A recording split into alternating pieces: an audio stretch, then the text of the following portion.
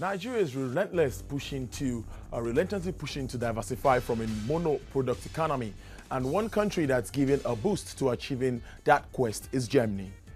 The country is Nigeria's second most important trading partner in sub-Saharan Africa after South Africa. On Business Nigeria today, we look at how this partnership or relationship with Europe's economic powerhouse is playing out for Africa's largest economy, Nigeria. Welcome to Business Nigeria. I am Tolulokpe Ogunjobi.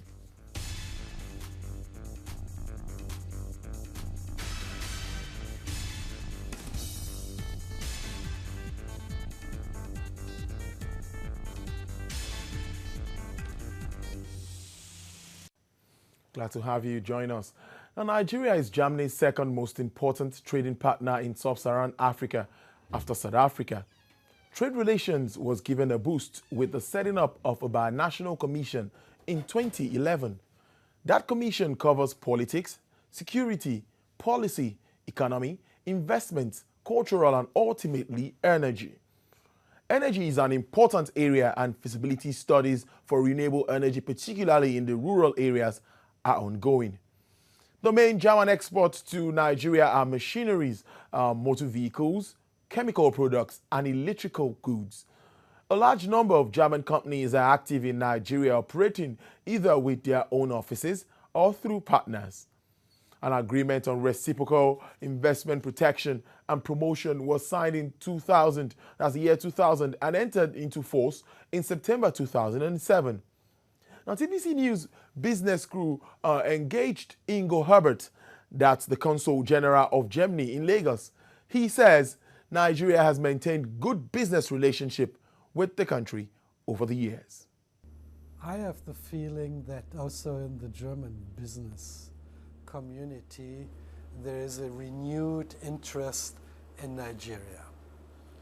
German companies have been here after independence until the 90s, also with investments, and now I think they look again at this huge market, the opportunities Nigeria offers nowadays. We published with the Austrian and Swiss colleagues a business survey last week, and of course we asked what are the main criteria for further investment, or if you have investment in Nigeria, how do you see the situation? And the outcome was much more positive than we thought. No doubt you have a difficult economic situation at the moment, but it's also understandable to see the reasons and why, and that it will take some time to overcome and be again on a path of permanent growth. But for German companies, it was important to see at the medium and long-term perspective, they see a lot of opportunities. And then factors, yes, like infrastructure, energy, play an important role, but the government has taken decisions to improve these fields. The Forex is a very important part, access enough supply of Forex, but that, as we learned yesterday, will change. We are famous for machinery, engineering, automotive industry, chemical, pharmaceutical. These are, when you look at the trade statistics worldwide, our main products. And but the backbone of German economic success are the small and medium-sized companies, and then what you call hidden champions. Hidden champions are not known, not very much known. They have maybe between 50 to 1,000 employees and a turnover of up to 5 billion euros only. And they are in many parts present. And they, I think, are also, once you have more production in Nigeria, important investors. But coming back to automotive, yes, you had in Volkswagen Nigeria. You had it. You have it now under the Stallion Group, a small assembly line, but it's still there. The the, so to speak, the infrastructure. And I know also not only automotive, it's also, for example, the truck industry and the market, the potential in Nigeria is immense. And I know that also in this market, German companies are looking again at Nigeria for further investment opportunities. I would say with this, if Nigeria continues to create the conducive environment, the way they have now decided to follow and to diversify the economy, but see it as a complex task, including energy, including the infrastructure, including the legal framework, including the tax and systems, including the handling of imports. And I think Nigeria, it takes time, but will develop in a much better direction than in the past. Angel Herbert there, a German consul to Nigeria, giving his views on the business relations between Nigeria and his country, Germany. Interesting. Now, with its status as the biggest economy on the continent and a major oil producer, it is only rational that its relations with the EU should also be huge. Nigeria and bloc decided in 2008 to take their relationships to a new level through intensified dialogue and enhanced cooperation. Economic analysis and performance indicators show that despite oil and raw materials currently dominating the Nigerian economy, sustainable development will mainly come from the non-oil sector. Very important. The EU is the most important importer of Nigeria's non-oil products and services and also constitutes a major partner for expanding Nigeria's non-oil exports because of cultural and geographic ties, as well as the respective competitive advantages. How has this partnership been of help to both? TVC News business crew talked to the consular head of trade and economics of the EU delegation to Nigeria, Filippo Amato. Europe is the main trading partner of Nigeria. Most of the exports of Nigeria are towards Europe, and Europe is the second exporter of goods to Nigeria. So there are very good relations since very long time. The real problem is the component of the exports of Nigeria to the EU are not sufficiently diversified. So that is why we're also doing in cooperation with the Nigerian government and making efforts to try to improve diversification of exports. I mean, we're engaging actively together also with our colleagues of the ECOWAS Commission. The ECOWAS is negotiated the agreement for West Africa. We're engaging in a dialogue with the Manufacturer Association of Nigeria, which I know is raising some concerns about similar to what you just explained. We believe that there are a lot of instruments within the agreement to address these concerns already embedded in the agreement.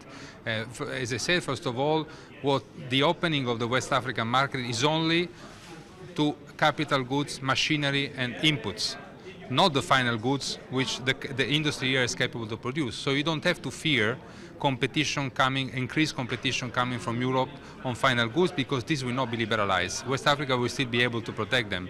And even on the capital goods, intermediate goods, if there is a potential to develop a local industry, there will be a possibility to adapt the agreement. And even within the agreement, there are safeguard measures which allow to protect infant industries in some of the sectors which were not foreseen to need protection when the agreement was negotiated. So we believe that it is a very flexible tool which is able to address this concern, but we want to engage more in dialogue to explain it. Filippo Amato is from the EU delegation to Nigeria, particularly focused on trade and economics, giving his views also on relations with Nigeria. Very interesting now. China, Japan, the UK, the UE, everybody's coming to Nigeria at this time when we have this challenge. I think they see the opportunities in this country. We're going to go on a break and we'll be back with more on Business Nigeria. Stay with us.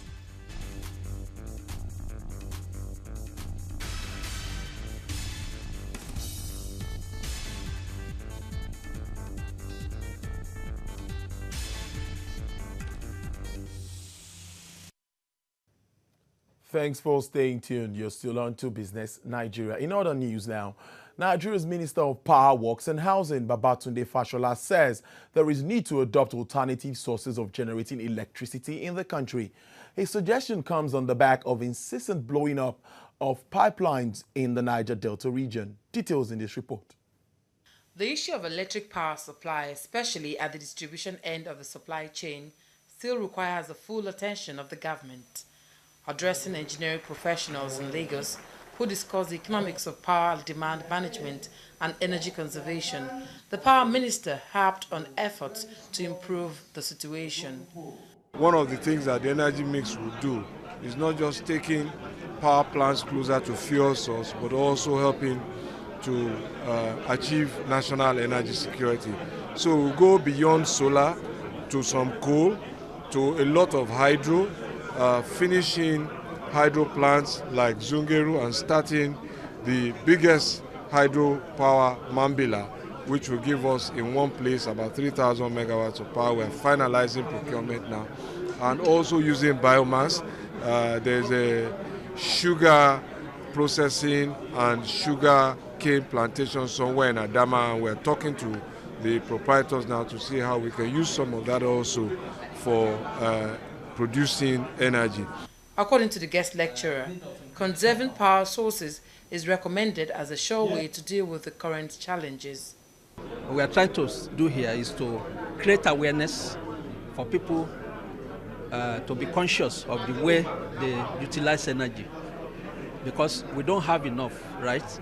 The little we have, we want people to use them efficiently, not to waste it, so that whatever we have can at least go a long way to serving as many people as possible. We have made a peak of 5,070 megawatts in February. We would have been going ahead and increase that, but because of the pipeline vandalism, we are back to where we are now. Energy professionals at the event have advised Nigerians to mitigate the effects of inadequate power supply by using energy-efficient appliances. Nigeria's Vice President Yemi Ajo has commended the Federal Ministry of Transportation for taking on the task of issuing standard operative procedures and launching the Port Service Support Portal. He stated that the delivery of this project is clearly a major achievement in enhancing improved predictability and transparency of the system. Details in this next report. The SOP and PSSP is to serve as a well-defined mechanism for both operations and integrity tests, while fostering accountability and serving as a corruption prevention tool. Vice President Yemi Osinbajo, who is the special guest of honor at the event, believes the benefits of the entire initiative are there for all to see, but challenges the port to make trade across border easier if the ministry is to achieve its targets. The SOPs and PSSP would not only streamline processes for port operations, but also serve as an important testament of the need to continue to cooperate and remain committed to our collective efforts to drive inclusive economic growth and development in Nigeria. The Vice President explains that this administration's cardinal focus is to make it easier to do business and develop policies that will reflect this government as a partner and not a competitor to business. This administration is therefore irrevocably committed to achieving a legacy of shared prosperity and inclusive development. And I believe very strongly that the SOPs and the PSPs will further government's efforts in this regard. Many countries of the world have proven that without depending on any natural resources, but simply relying on efficient procedures for undertaking port activities, that a nation can position itself as a major export hub and can earn significant resources by just being more efficient.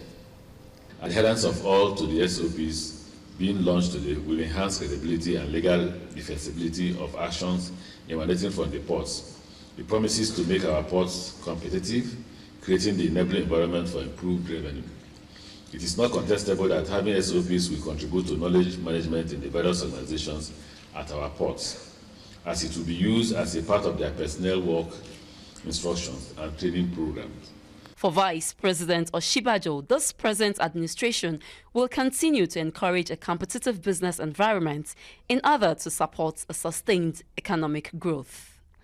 Maria Olashainde, TVC News, Abuja. The Nigerian Customs Service realized about 312 billion naira, that's about $1.10 billion, between January and May this year from customs and excise duties. The Comptroller General of Customs, Hamid Ali, disclosed this before the Senate Committee on Finance, which summoned revenue-generating agencies to find out the state of inflows. The customs boss says the revenue is 35% less than what had been projected for the period in question. The total we have generated, everything inclusive, including VAT and NDCC certificate, is 312 billion 932 million 162,678 naira 78.60 naira. That is the sum total, which then means we are about 35% less than what we are supposed to have generated. This trend, Mr. Chairman, there's no way we can, by any chance, meet the target set to us. We are hoping and praying that with the release of the budget and with a lot of, with the now liberalized forex market, we hope that traders will begin to pick up and import things. So far, we raised 600 billion naira and made this available to the Treasury.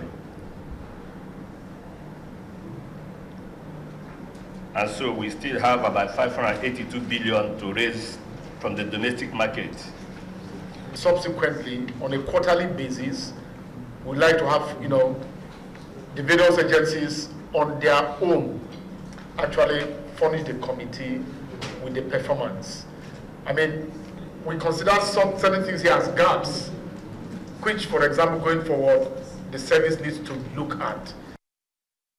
Real sense of accountability and transparency there. Let's see more of that. The management of the Nigerian Customs Service says there is no recruitment in customs at the moment.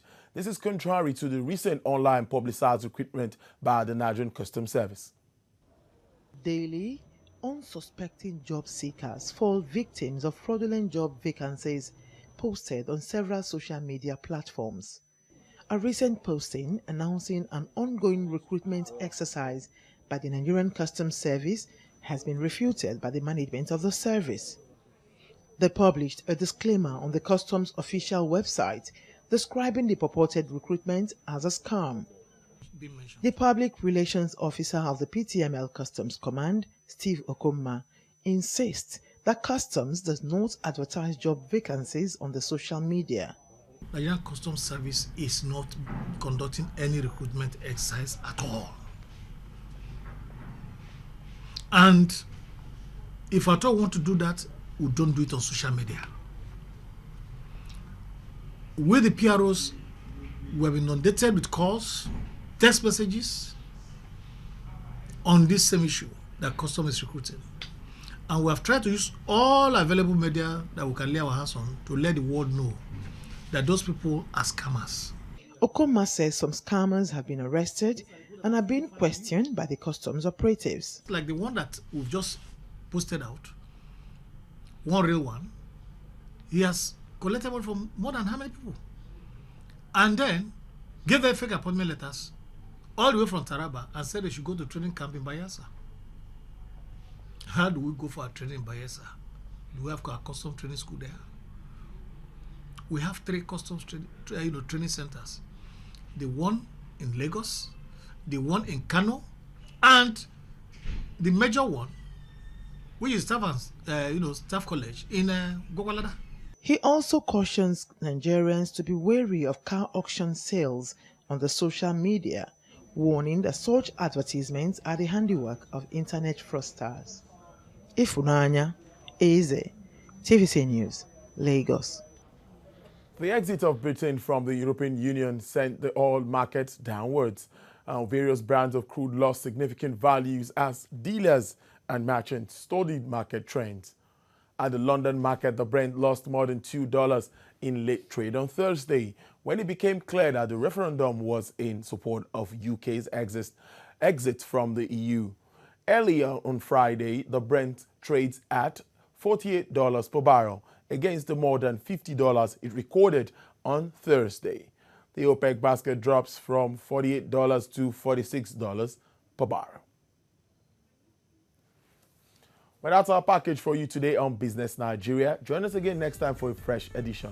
On behalf of the entire production crew, say thank you for watching. I am Tolu Lokpe Ogunjobi.